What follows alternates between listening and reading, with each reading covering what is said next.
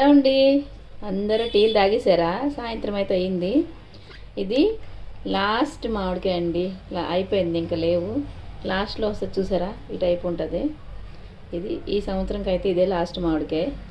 ఓకేనా ఫ్రెండ్స్, టీలు అయిపోయినాయి అందరికీ.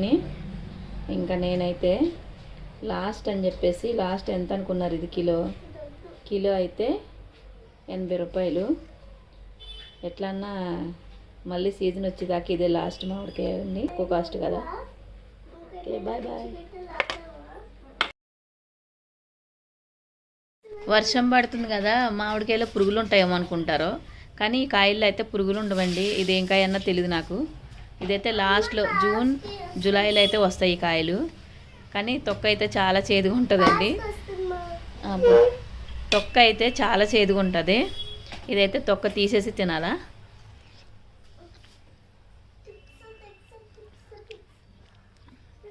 పులుగు కూడా ఉందండి.